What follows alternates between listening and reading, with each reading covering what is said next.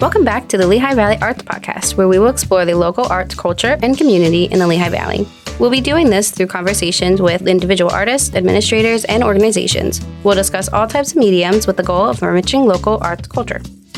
Hello, everyone, and welcome to the Lehigh Valley Arts Podcast.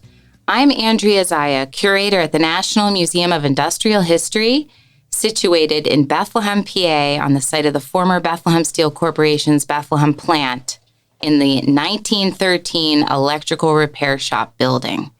Our museum opened in 2016 and aims to forge a connection between our industrial past to inspire the visionaries of tomorrow. And one of the highlights of my job is working with our Bethlehem Steel collection and learning from former steelworkers and employees of the corporation. One of the most interesting former Bethlehem Steel employees that I've had the pleasure to work with is Bruce Ward. Hello, Bruce. Hi, Andrea. How are you today? I'm good. I'm very good. And I'm really looking forward to a conversation with you to learn a little bit more about your experience. And you've had many vocations and avocations attached to your name over the years. A rigger, an artist, a photographer, a filmmaker, and a magician. And let's talk about how you've been involved and come to this place. Well, I started at the Steel in 1973. Before that, I had a myriad number of jobs locally in Bethlehem.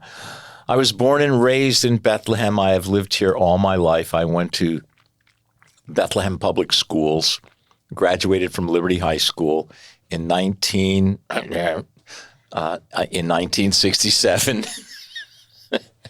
And I started working at the Steel in 1973. So when, growing up at that time, of course, this is the behemoth, right? This is a functioning steel plant in the middle of a town. Did you always know you were destined for working in the plant? Oh, no. I swore that I'm never going to go and work at the steel company. Everybody else is working at the steel company. That's not a place where I'm going to forge my future. It wasn't in my 5-year plan. But I had gone to school for digital data processing in 1967 when it had just begun. Yeah. And I did not follow through on that. And I had thought, oh my, that's going to be more boring than like accounting or working in an office somewhere. So I went to work at the Steel in 1973, and I started in the beam yards. And I had a choice to go into the iron foundry or the boiler house.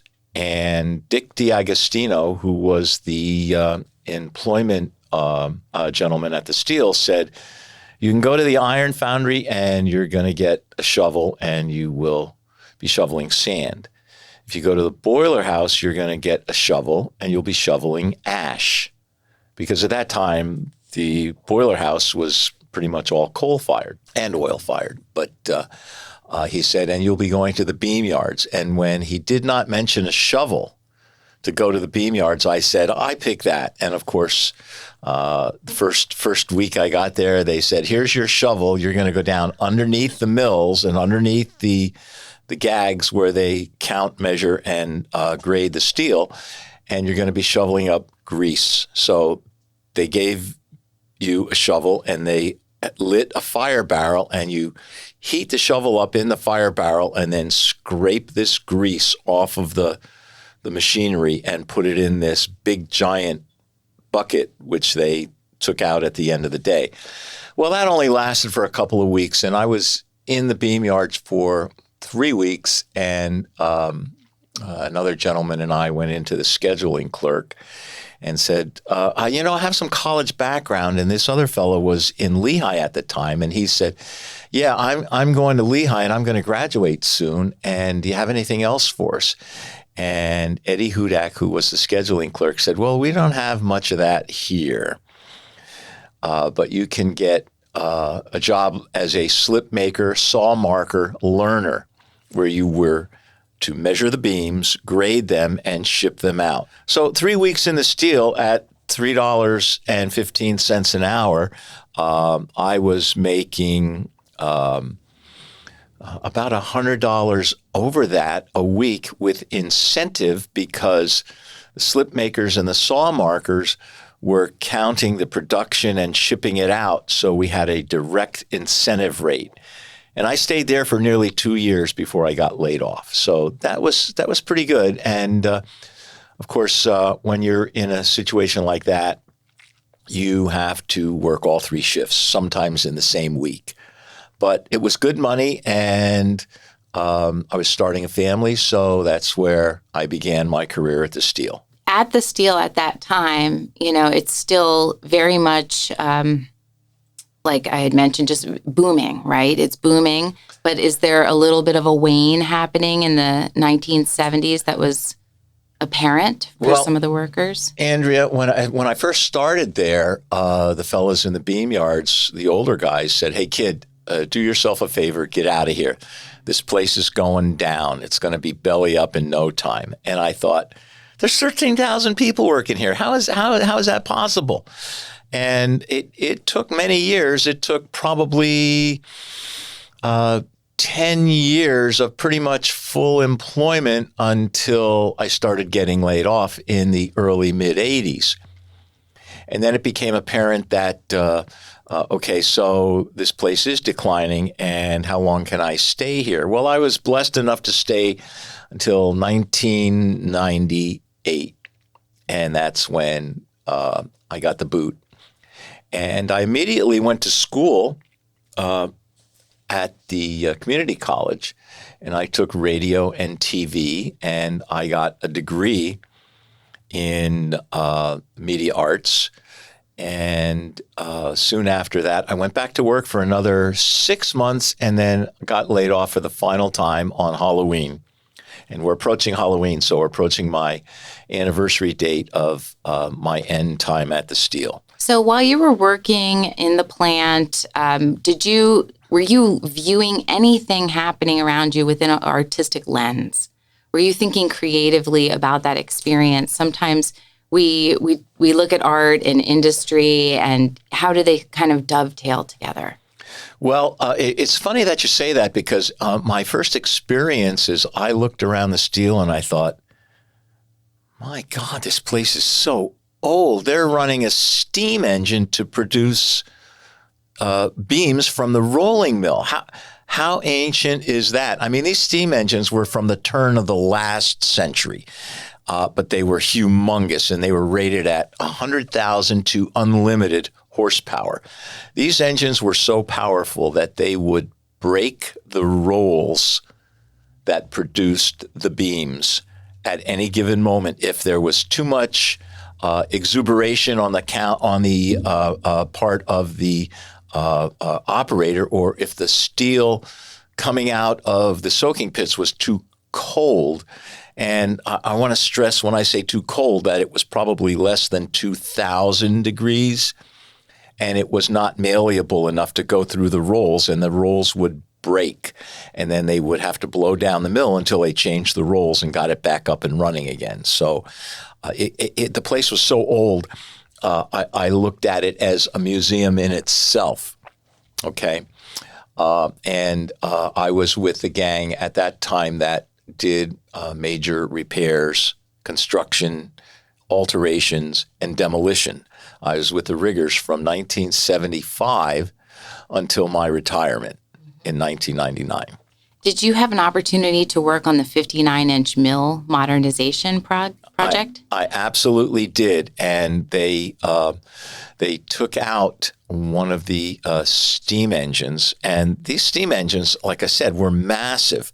They were probably 40 to 50 foot long, about 8 to 10 to 12 feet high, and they were probably 15 to 20 feet wide, and they spun at probably 30, 40, 50 revolutions per minute.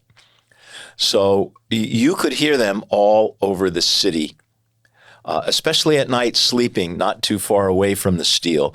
I could hear these things and the blowing motors from the blast furnace before I even came to the Steel.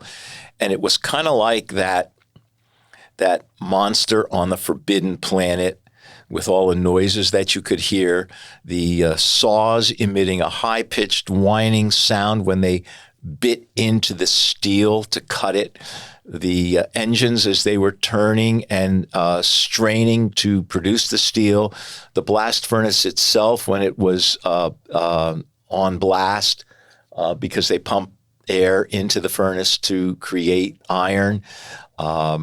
And all of these noises, it was such a symphony, but it was a frightening symphony nonetheless, because I had never seen that, not until I went into the steel at, 24 years old. But before that, you could hear it, you could smell it, you could see it from a distance, but that was it. So getting close to that monster, right? To that plant that was really generating the lifeblood of a community of families and keeping everybody going for so long. Well, you have to remember, too, that it wasn't just the steel company that was providing all these jobs. You had the lumber companies, the brick companies, the ancillary electrical companies, and all of the stuff that the steel did not make itself had to be procured and brought into the steel. We had our plant was like a city, and other plants came out of our plant. So our plant was probably the mothership of Bethlehem Steel. And just dating back to the late 1850s, early 1860s, to have all that history surrounding you at all times, and especially if you're working as a rigger, you're doing maintenance on equipment, on machines that existed long before you did. And you were mentioning the gray mills that were modernized then in the early mid-'80s, the 59-inch mill project.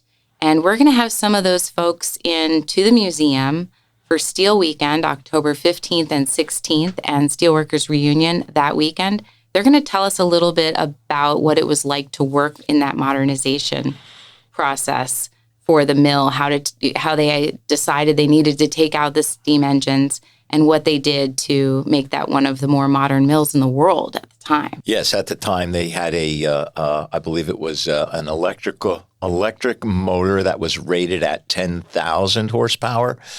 And this thing was huge. It was probably 12 to 15 feet high, about the same width, and about 16 to 18 feet long. And they had to move this giant motor in where the old steam engine was driven, and then hook it up to the mill and have it work. And the turnaround was pretty seamless. I got to say, of course, when you have all these talented people that are working in a plant like that, we had the best riggers, bricklayers, carpenters, pipe fitters, millwrights of anywhere.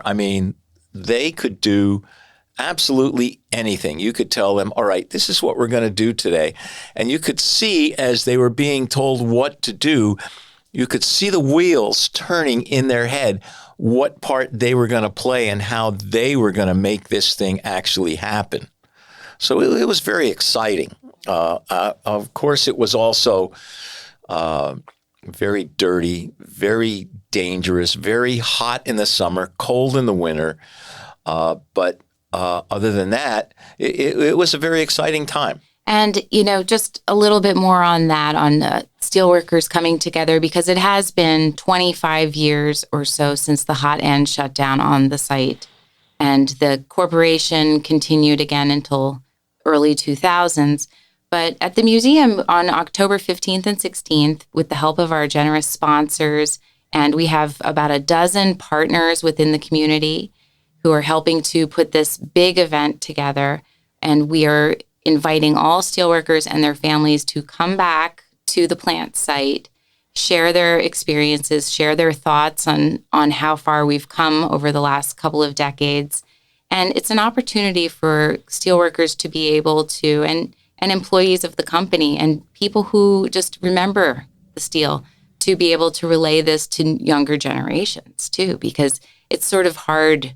it's hard to envision, it's hard to imagine that this was actually going on in the middle of our city. When you say that, some of the older guys would joke, I can't tell my wife what I do because she wouldn't allow me to come to work because it's so dangerous. So I tell her that I work for Tasty Cake Baking Company.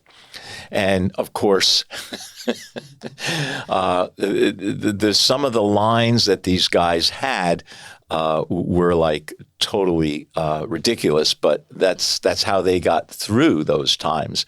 There were very dangerous jobs, and there were very demanding jobs.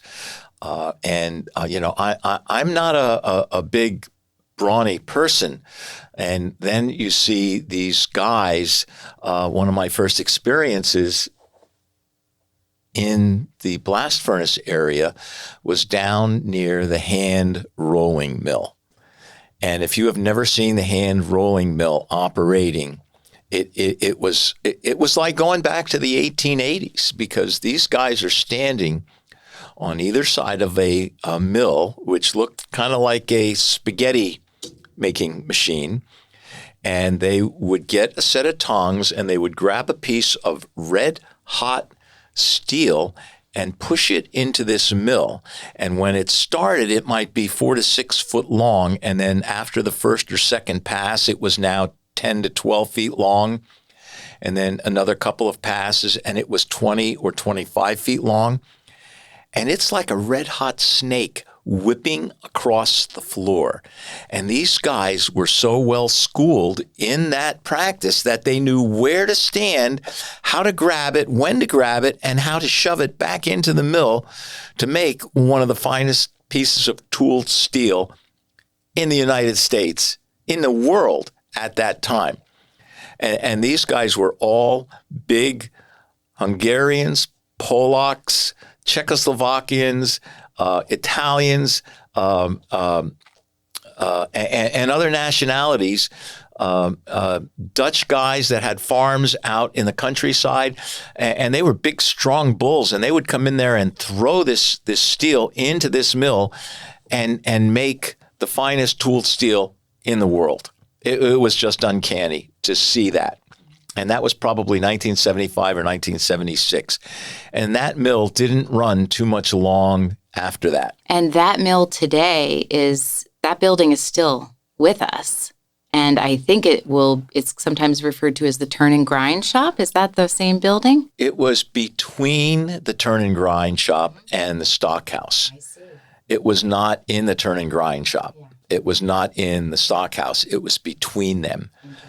And it wasn't a very big space, but these guys, like I said, they fill that space with their brawn and their nerve and their fortitude to come in there day after day and do that. I mean, that's when I found out that a hero just doesn't have this abject fear for a minute or two and then do his job. These guys were actual heroes. They came in and worked in these dangerous conditions with these horrible things that could hurt, maim, or kill you at a moment's notice, and they did it day after day for 25, 30, 35, 40, even 45 years. They did this. Now, to me, those guys were heroes. To be able to do that day after day, and not just for themselves, it was for their families and for the community and for the steel company. So that probably impressed me the most, and that was one of the big lessons I learned. I hear that often from people who were able to work inside the plant or who were employees about the diversity of working inside the plant, the heroic nature of the work involved, the ingenuity, the dedication, and how the employees were really the best of the best. And they weren't just talking about locally. This was worldwide. There was this belief. So now, as it's approaching sort of the end of the 90s, the end of the century, and we see the writing on the wall, and the hot end has shut down. Can we talk about your work proud spirit a little bit? What inspired you to work so hard to put this documentary together? Well, when I got laid off in 90, I first got laid off in 83, but I got laid off in 96 and I went to school. And I managed to finish that education in the media arts department at the community college. And I got a degree. And I thought, well, I went back to work and it was kind of ironic. Steel was really winding down at that time. There were like 3,500 people working there. And I talked to the guys that I was working with and I said, hey, I'd like to interview you and have you talk about what it was like to work at the Steel. And they said, no, I'm not interested, or, oh, I've got nothing to say, or, oh, no, you don't want to hear it. And a lot of them were bitter and angry and resentful. They didn't want to talk about it. That, this was the end of their lifetime and the end of their family's working life. I mean, some of them were 3 and 4 generation steelworkers. So it was the end of time. So they really didn't want to discuss it. They didn't want to talk about it. They didn't want to have anything to do with it. And I kept at it, and I found 6 or 7 guys that wanted to talk, and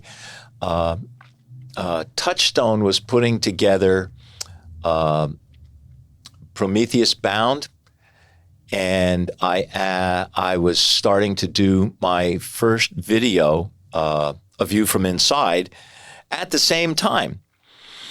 And as I was doing my interviews, they were bringing people in to do music and write a play and produce this large scale work on the changing picture of Bethlehem. And so a lot of those people had talked to me about my work in the Steel, and it just kind of blossomed from there. And I met this woman, and she had hired a helicopter and had done several interviews of steelworkers and said, oh, I'm doing a video of the Steel. And I said, oh, I've already done one. She came into my studio, which I had at the banana factory at the time. And she was taken by my work, and I was intrigued by her.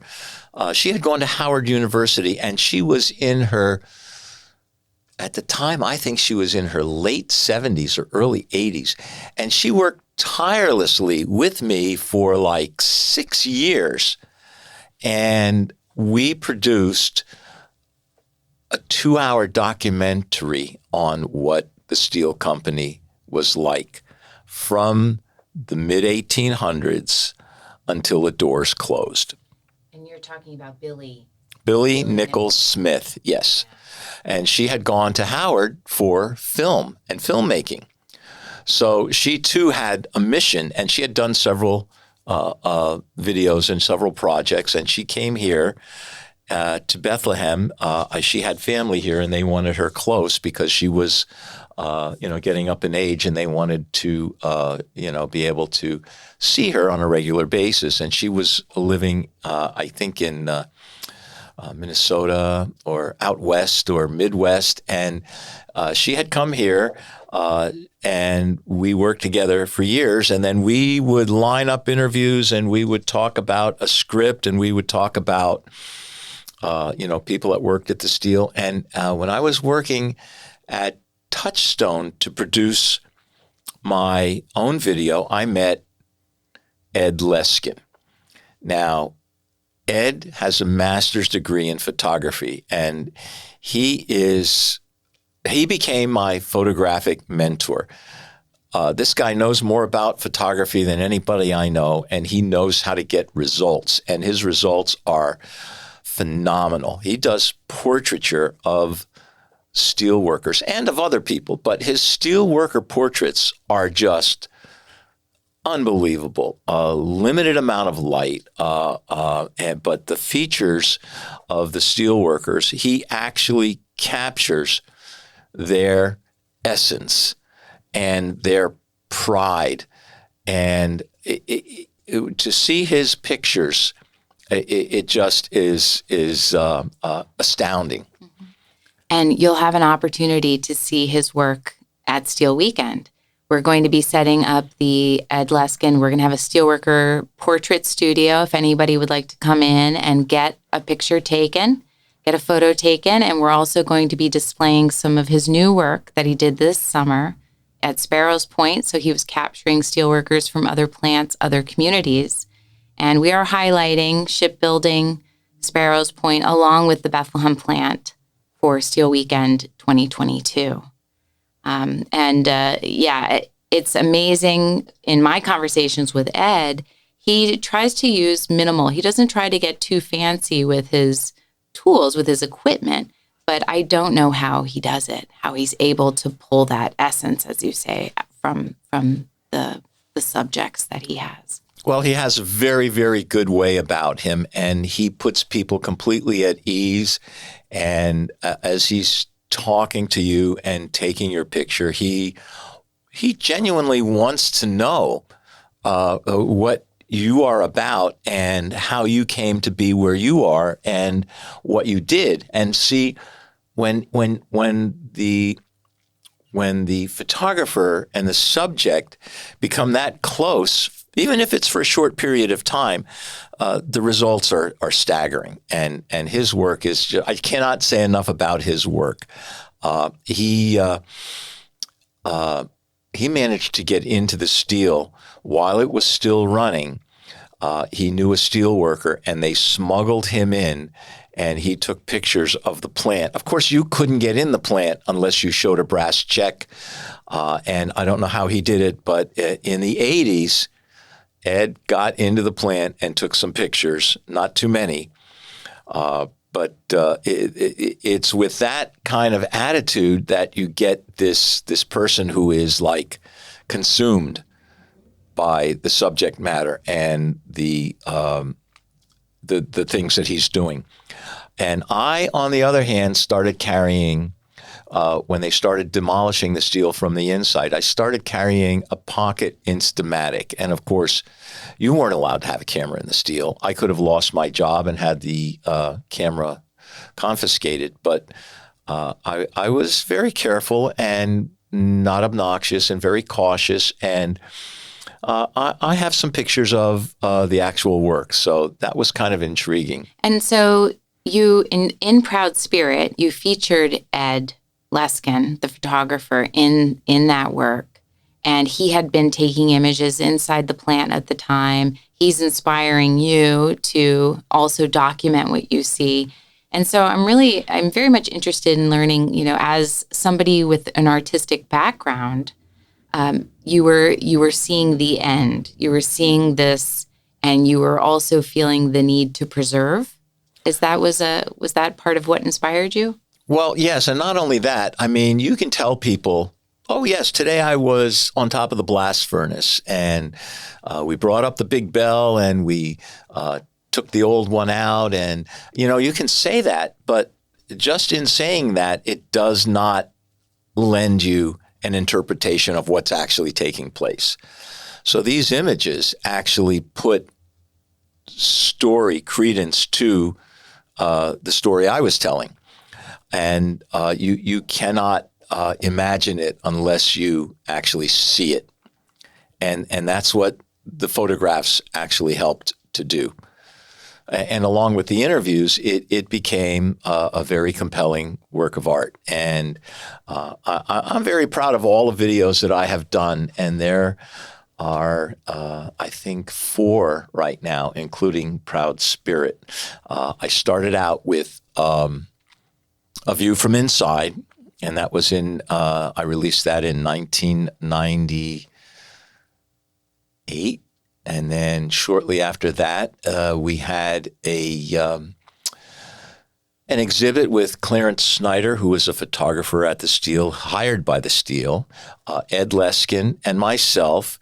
And that had taken place in, I believe, 1998 at the Banana Factory.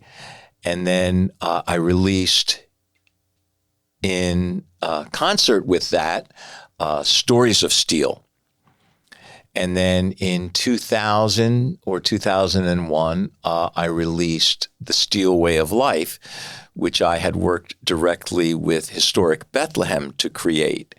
And that is stories surrounding the steel, not so much the focus on the steel worker, but the steel families, the neighborhoods, the ethnic backgrounds, the cultural diversity. And that was a very wonderful project. And I really enjoyed that because it was a little more varied than just interviewing steel workers and talking about the work. It talked about the neighborhoods. It talked about, you would walk from one end of the South Side to the other, and as you would walk, you would hear the music changing. You would smell the foods, and they would change, and then you would see the language, and they were different, and the people all had the same thing in mind. I'm here in America. I am forging a new way of life. I came here, and all of this is now happening, and I am part of it. And, to be a part of that, it was big. It was a major thing. And you could say, I was part of the steel. I worked at the steel.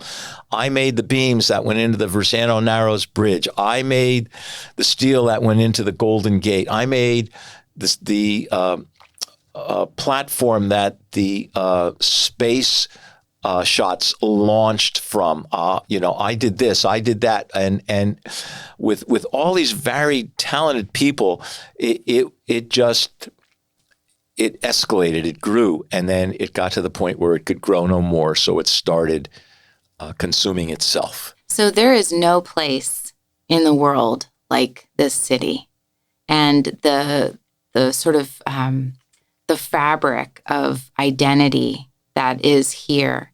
Do you see, even though things have changed, the landscape has changed, do you see that there's a continued sort of reverberation or vibration from those times that is woven into perhaps the creativity of artists today? I think when you have that many people that are so diverse in their vocations and their nationalities and their cultures, you are going to get the cream coming to the top always. And when that happens, you have the result is always much greater than the sum of its parts.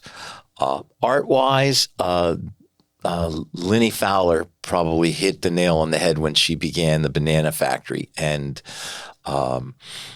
I still have a studio there, but I spent a lot of time there, and a lot of the other artists also were intrigued by the steel. And so they would go and paint, and they would go and try and take pictures. Well, you couldn't get in, but there still exists that people want to know about. And so you have, now you can get very close and paint the blast furnaces and see the old iron foundry and hear about this stockhouse and the turn and grind. But Andrea, you're only looking at like maybe 5 or 10% of what was originally here.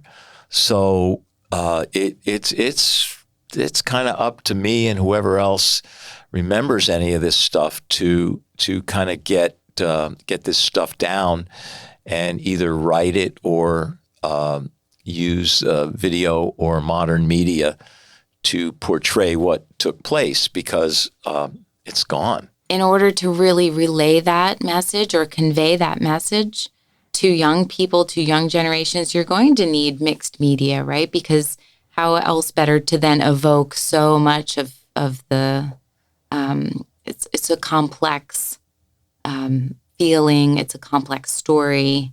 It involves scale and size and sound and emotion. Yeah, and part of that story was done by some great storytellers. J. O'Callahan comes to mind during the Steel Fest, the first one, and the Prometheus Bound. J. O'Callahan came to Lehigh and the community college, and he told his story, Pouring the Sun. And he got the stories from the original steelworkers and conveyed it. And I was blessed enough to get some of these people into my projects, mine and Billy's project. We had a fellow that started at the steel in 1925, John Baberick, and he was a welder for many years. He worked until I believe it was 1959, and he recently passed. He was like 95 or 96 years old when I interviewed him, and he had the stories. And then John Waldoni, he was instrumental in starting the union in the Bethlehem plant. And he started in 1932. And I was blessed enough to interview him, and he talked about his time starting the union and working at the steel. And then I worked with some guys that were great storytellers. Richie Check, the Check family, there were 14 children, and 11 of the 14 worked at Bethlehem Steel. And together they amassed over 440 years working in Bethlehem Steel in Bethlehem. Now that's a legacy. And you're never going to see that again, ever, anywhere. But you can see it in the work that you and that Billy worked so hard on in Proud Spirit. And when I first saw that not too long ago, maybe about a year ago or so, maybe, and I was blown away at the stories. I was blown away by the representation of the people that you had talking, the different perspectives, the stories that they were sharing. And I think you did an incredible job really bringing that story to light. And you went back, it's historical, and then it also takes us to the end. And I think you did a fantastic and unbelievable job on putting that together. It was definitely a labor of love. Well, thank you. But as you said, with Billy and with Ed and all of the other principals, it could not have been done without all of those people and without every single person that was interviewed and that came to talk about the steel. And a lot of them didn't want to talk. And a lot of them didn't talk. And so it's still a struggle, a battle to get people to talk about it. And the Steelworkers Archives, which Billy and I and a few other principals started, is still going and still going strong.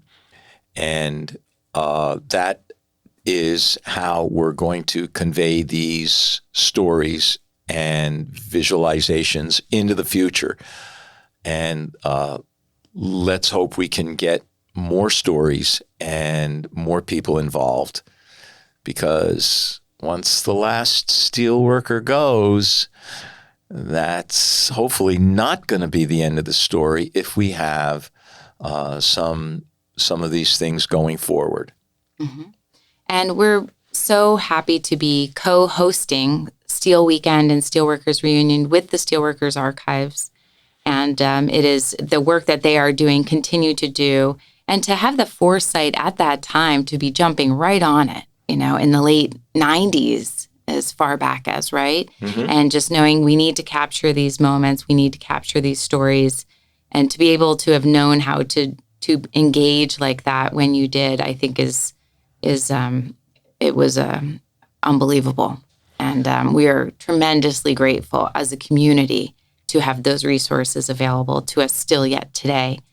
At Steel Weekend on October 15th and 16th, the Steelworkers Archives is going to be hosting, monitoring an open mic. So we look to capture additional stories. So firsthand, visitors coming to Steel Weekend will be able to hear some of these stories, some perhaps for the very first time. So it's going to be an exciting moment to continue to hear them. And we may have to censor, right?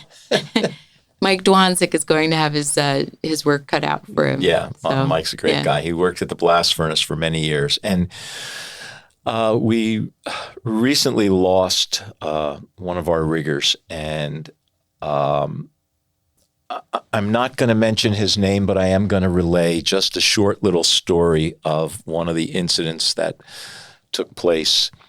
We were rebuilding the C furnace, and at the bottom of the furnace, we had gutted the entire furnace. We took all of the brick out.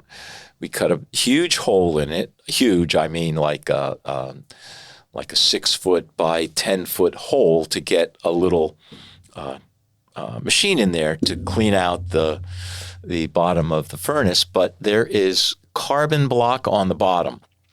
It's thick. It's 4 foot thick and 4 to 6 foot square, and they place these bricks in there, and it's supposed to prevent the China syndrome because the hot metal would melt through any other metal that it came in contact with.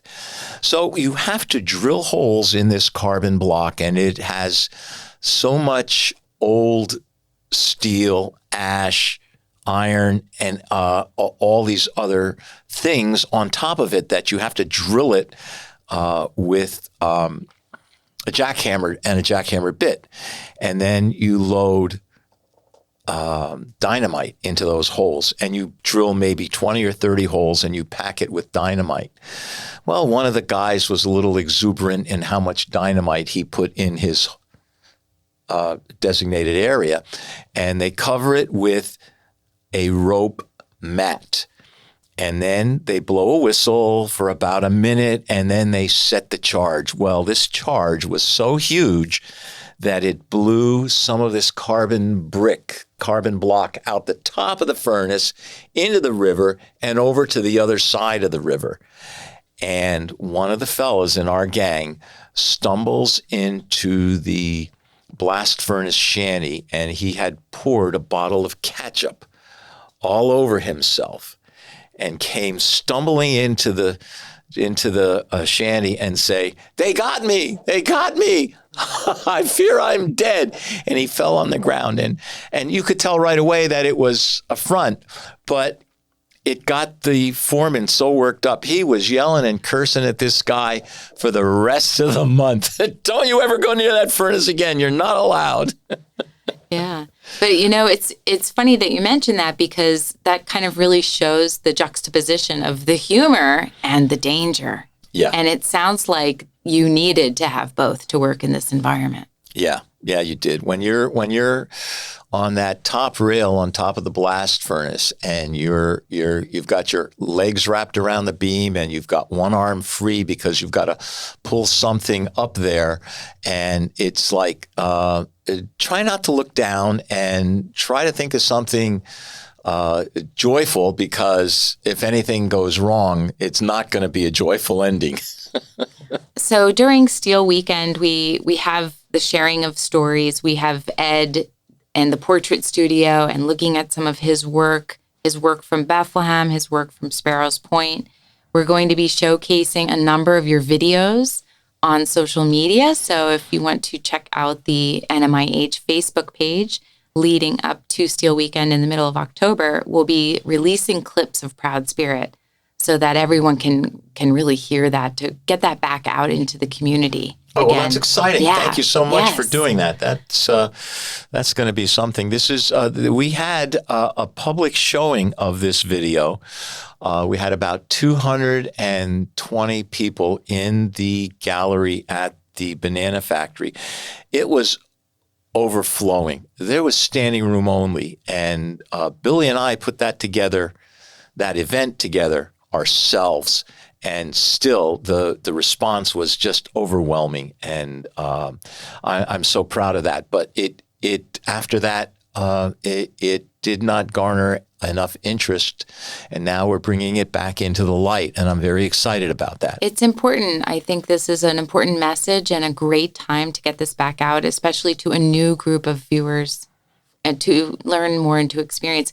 And speaking of the younger generations, new group of viewers for Proud Spirit, what are some of your thoughts on enculturating the next generation or education, arts education, and keeping some of this alive in that way? One of the greatest things is to have somebody actually speak on it and then show some of the movies and then show some of the clips. Without somebody who has that background or is interested enough to make that part of their future, you're not going to get the crux of what's actually taken place. And to get that, you need somebody telling you, oh, so you want a job, do you? Well, okay, so you got this job, but don't forget to bring your brass check in every day, because if you don't show it to the guard, by the time you get to where you're supposed to be working, there's going to be a discipline waiting for you because you have to show your brass check. Oh, you didn't bring a raincoat today? Well, guess what? You're working out in the rain all day today. So, make sure you're prepared.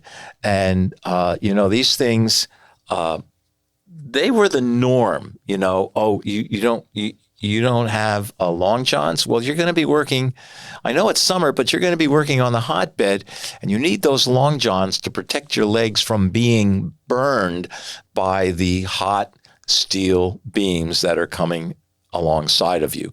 And you wouldn't think that long johns would be needed in the middle of summer, but you have to protect yourself. And these are how these steel workers protected themselves. You see a guy wearing a wool coat up on top of the batteries at the coke works. Well, it's summertime and the temperature up there is, 140 degrees. Why are you wearing a wool coat? Well, wool protects you from that heat. Wool also keeps you warm when it's wet, and it will keep you cool when the temperature raises above a certain point. So these old guys, they learned these things, and they would tell these young guys. And a lot of the young guys would, we don't need it. But you listen and you realize that, I remember when, what's his name told me about, burning this certain thing. If it snaps or if it pops or if something goes wrong, I'm going to be one hurting puppy. So you have to listen to the voice of the experience that came before you. And that voice looms very large. And to convey that to people today, again, you need somebody to tell them. You need somebody to show them. Otherwise, they don't know. They have no concept, Exactly. And that's an important point. I think if we can sort of build upon a cumulative experience, right, we become stronger. Mm-hmm. And at the museum, we try to do that, understanding our industrial past and then really trying to inspire young people. The changing nature of work is fascinating. People are talking about how things are different now. You can work from home now. Yeah. There's so much flexibility in work. Well, you can't work at home for the steel maybe company. We're telling her, no, we couldn't. You couldn't. But now you have to get a Joe Magarac exhibit.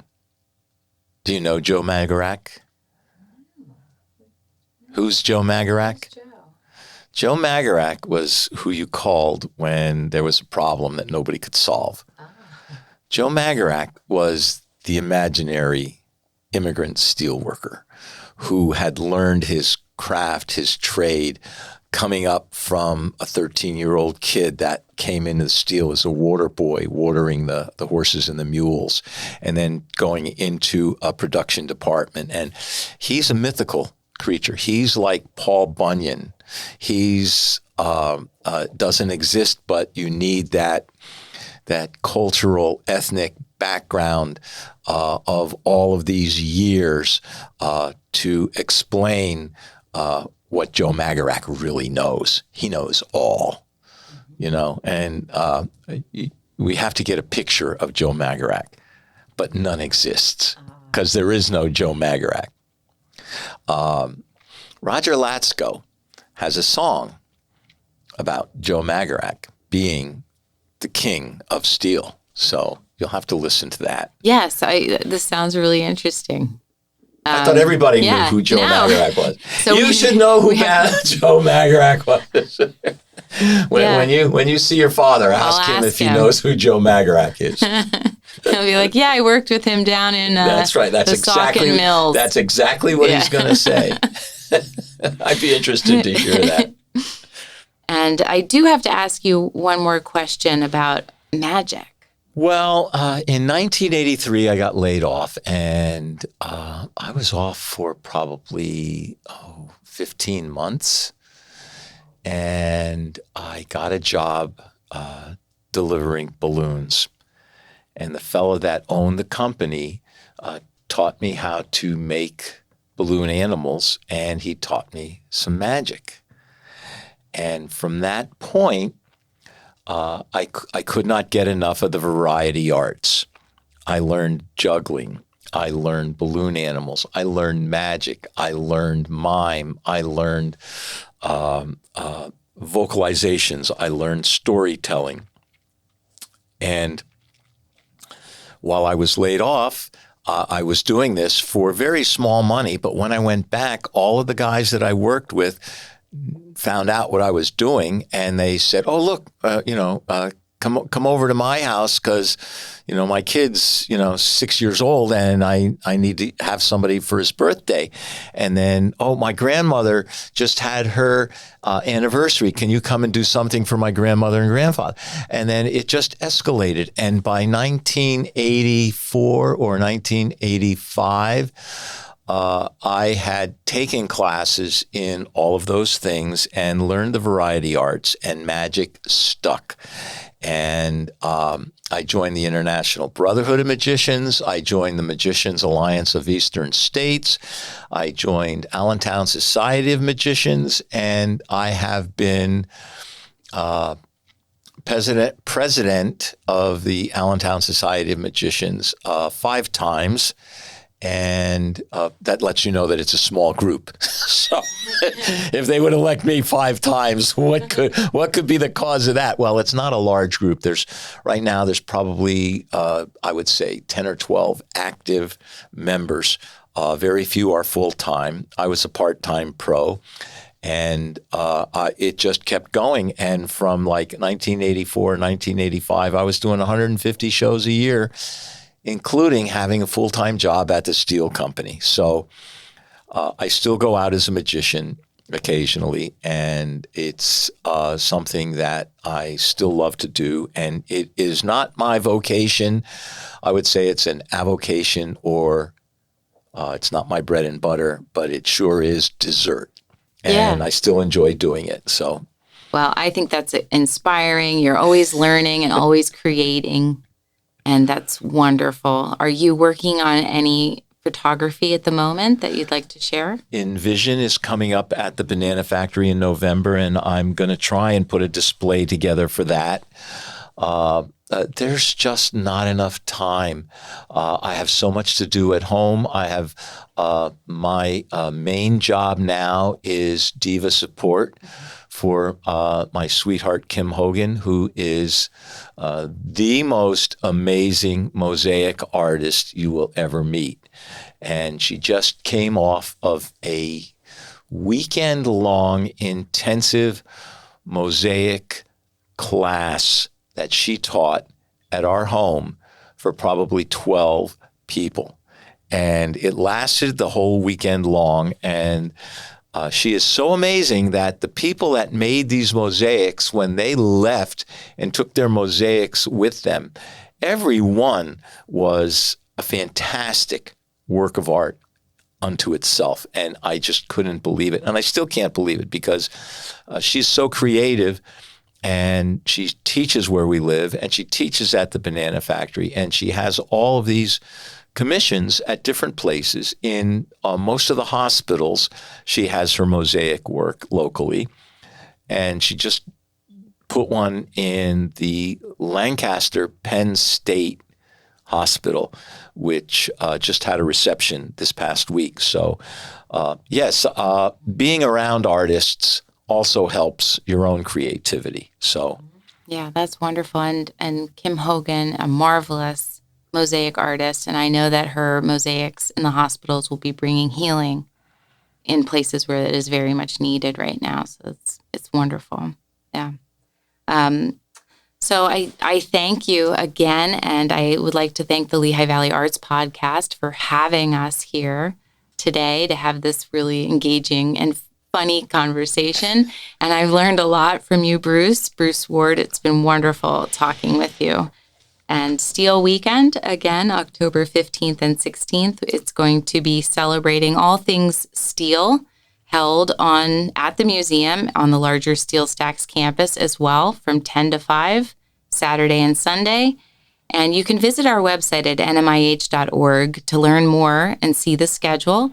You can also access our digital and virtual programming on our social media pages, including those compelling clips from Proud Spirit, the work of Bruce Ward and Billy Nicholsmith, about the closing of the plant and recording and hearing some of those firsthand narratives that are just the best way to understand a very complex and amazing, and we continue to celebrate our history and our social identity here in Bethlehem. We are working with the Baltimore Museum of Industry as well, and the Banana Factory, the Bethlehem Area Public Library, Bethlehem Area School District, PBS 39, Lehigh University Art Galleries, South Bethlehem Historical Society, and St. John's Windish Church. So I'm so proud for us to have all of these wonderful sponsors working to put this together. It could not happen without each and every one of them. And also our generous sponsors, Northampton and Lehigh County, PA Steel, One Group, Hank and Joanne Barnett, the MMZ Foundation, and Weiss and Giant Markets, who will be helping us supply the tastes of the South Bethlehem Steelworkers, goulash and halupkis and halushkis. So get down there early so you don't miss out. They will be there until quantities are gone. So thank you again. Thanks for tuning in to the Lehigh Valley Arts Podcast, a Steel Pixel original series. Don't forget to like the podcast, leave us a review, and follow us on both social media and streaming services at Lehigh Valley Arts Podcast.